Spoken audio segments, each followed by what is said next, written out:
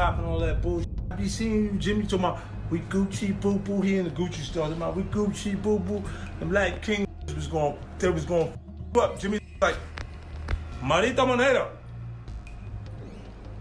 Coca-Cola. It sounds like he want to do one with 50 Cent. That's what it sounds like. It sounds like Jim. Nah, I don't want to do nothing with that sucker. You heard?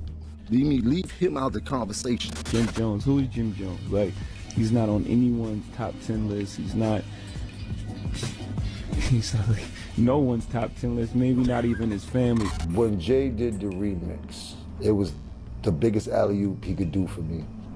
I understood a lot about music, and at that time, people were looking at the wrong. Jim Jones was just demolished by 50 Cent for disparaging Nas. Additionally, he released this uncommon video that demonstrates how Jim betrayed Jay-Z by begging for a ROC Nation deal after calling Jay soft. I was in the Roc Nation office. How would you feel about that? Huh? You think I was lying? That's clear enough for you? Respects Nas, but as you are all likely aware, 50 Hayes never been a fan of Jim or Jay. 50 took it personally when Jim lately began boasting about how much better he was than Nas and how he had made Nas popular once more. I probably did something for Nas that he had never done before. Never gone viral like that. Never. Furthermore, Jim's disrespect for Nas isn't the only thing that 50 just revealed. It concerns Jim's lengthy history of betraying others and acting like a snake. For years, Jim has been reversing the narrative by alternating between contempt and surrender, pleading and beef, particularly in regard to Jay-Z. The thing is this: Jim made fun of Jay for more than 10 years. He even gave one of Jay's executives a slap. Jim, however, crawled back to Jay-Z when he needed a deal, pleading to be signed and referring to him. As a hero, 50 is currently using this opportunity to remind everyone of Jim's true identity. A man who has no respect for the culture he purports to represent, no allegiance, and no genuine position. But that's only the tip of the iceberg. An entire story can be found here about how Jim's disdain for Nas backfired dramatically, allowing others like Fifth Tito delve into Jim's past and reveal everything.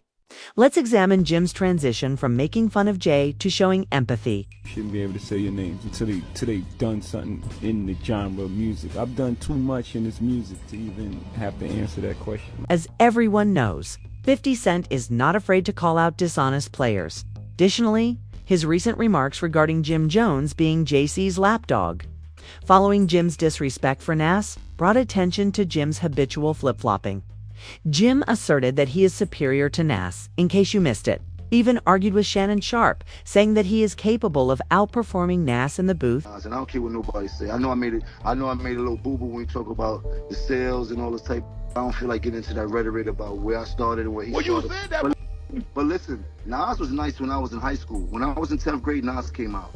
Nas was dope. We appreciated him. He had a little bit of run. But Nas always came up second to Jay and DMX and all these other people. But lyrically, I'm gonna keep it a stack with you. Yeah, Y'all but look ain't how epic you with dress. Nas. Look how you dress. You don't even be in the same places I be in.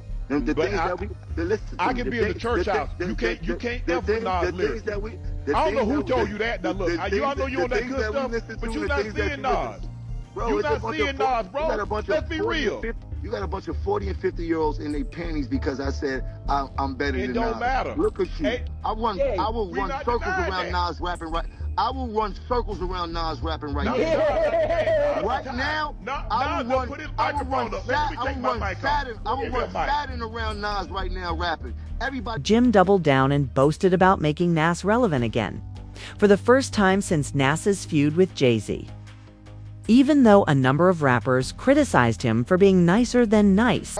He's never been talked about like this ever in his life. Now, has Nas reached out to you? You did. The last time he was in some this what people were comparing is when him and Jay was. You now know that 50 Cent had to intervene and remind Jim about his own relationship with Jay since Jim brought up the subject, and this is what 50 did. He played a vintage video of Jim looking ecstatic and euphoric at Roc Nation headquarters. Additionally, 50 used the caption as an occasion to brag about Jim, writing, I was questioned if I had more enemies than friends. Yes, poor me, I answered after giving it some thought. I am afflicted by success. Funny. If I told you I was in the Rock Nation office, how would you feel about that? Huh? You think I was lying? That's clear enough for you? Talk to me. Let me know your sentiments. You heard? Although you may think that 50 is being petty, if you are familiar with the entire history of Jim Jones and Jay-Z's relationship, his post will have a greater impact. As you can see, Jim used public insults, dis-recordings, and even street fights to disparage Jay-Z for 13 years. But when the time was right, he went all out and pleaded for Jay's approval. And that's the main objective. Jim's recent Nas disc is the kind of move that will backfire badly because it is re-emphasizing his entire dodgy past. But wait, how could Jim plead with Jay to sign him after slapping one of Jay's execs and dicing Jay? Let us go back in time. When Dame Dash welcomed Cameron and Jim Jones to Rockefeller in 2002, it all began. According to Jim, Cam was even promised a position as vice president at Rock. Jay didn't, however, make this public. Later that year, Cam said to The Source, "I'm not even sure if I'll accept the part just yet. Dame and I continue to discuss it, but I can have it. It belongs to me." As you can see, Jay approved this and informed The Source that it hasn't yet gone into effect. At this point, I believe the discussion is a bit too soon. Thus, the tension was present from the beginning. Jay then made a remix of the song "Oh Boy" by Cameron and Jules Santana, in which he included a verse that was a jab at Nas. However, Jim and Cam declined to release the remix.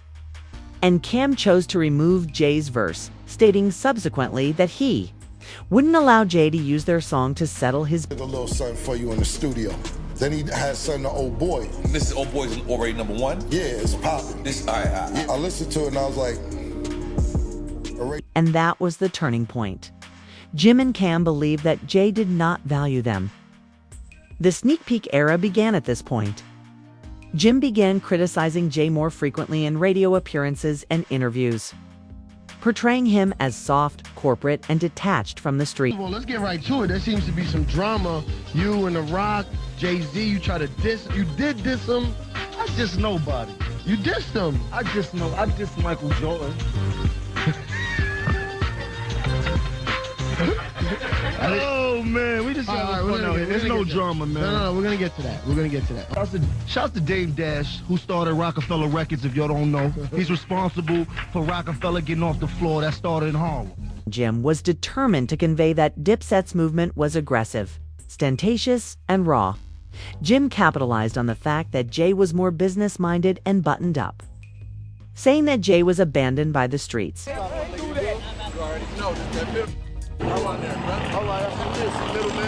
I'm on there, Jones. Capo. Burning the streets up. Y'all know what it is, man. Purple Haze coming out. My dude Cam album coming out. Jules Santana, he's slated for September. You know what they call me, Geronimo Pratt. Dipset, the new Black Panther. Want no problems. I promise you. Jay didn't answer right away at first, but everyone was aware of the conflict within Rockefeller. In the year 2006, Jim releases "We Fly High."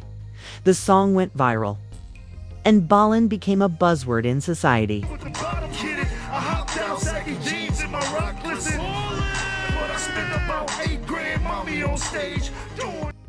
Jim produced a solo hit at last. Jay-Z understood he had to answer at that point. A remix of Jim's original beat, "Brooklyn High," was released by him. But that was no homage. The person was a diss rook.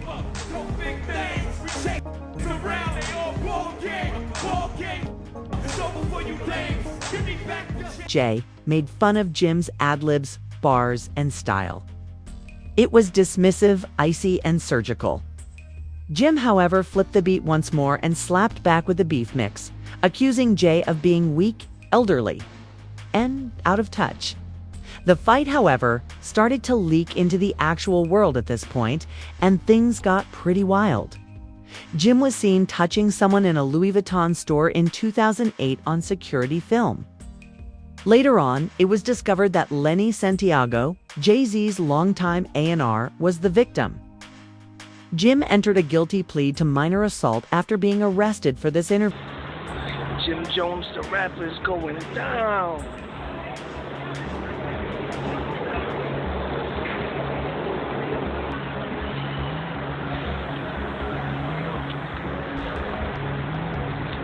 Jim Jones.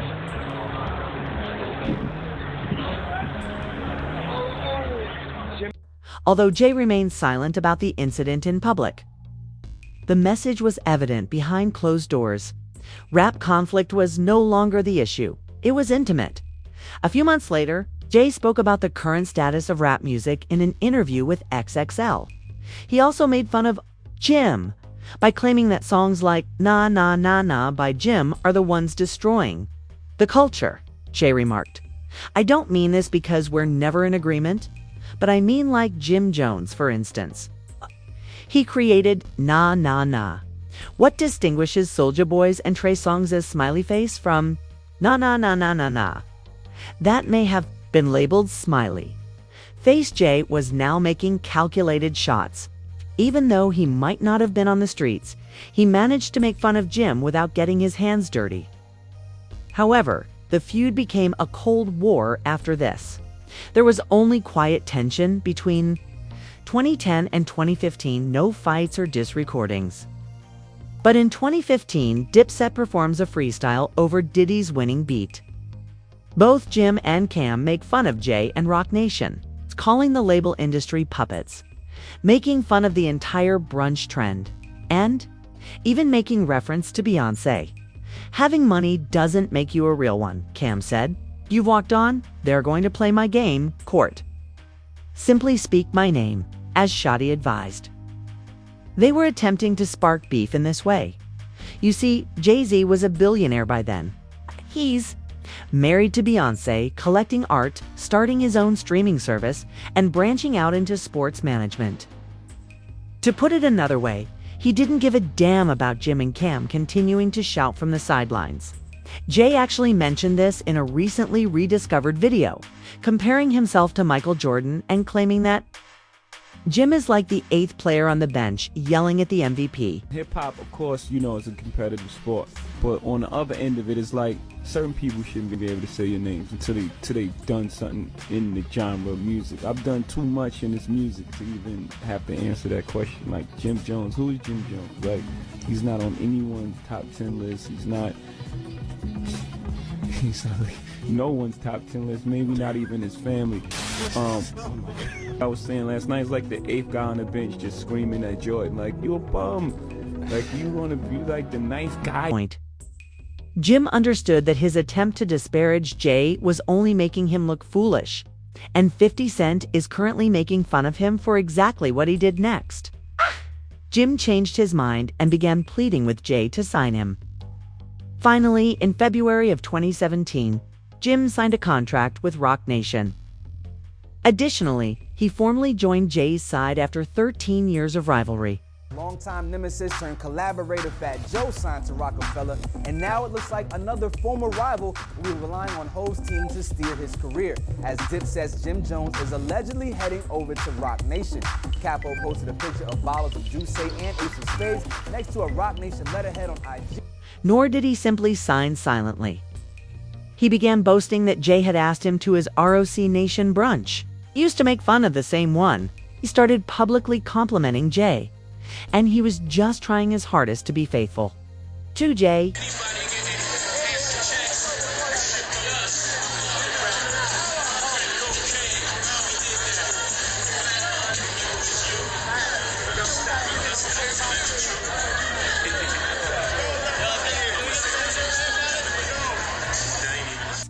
Jay was always his role model, according to the same man who used to make fun of him for being soft, accuse him of betraying the streets, and slap his companion.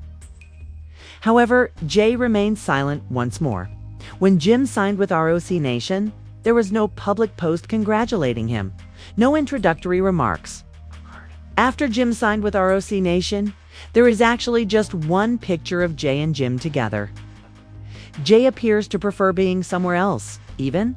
In this photo, when Jim was eventually seated at the table, Jay made it plain that they were not and would never be on an equal basis. In the Rock Nation, Jim was just another name. Folder, which is rather amusing given Jim gained notoriety for more than 10 years, from 2002 to 2017, in part by boasting that he wasn't Jay-Z. He portrayed Dipset as the antithesis of ROC Nation, the alternative to DJ's business persona on the street. However, the money ultimately prevailed.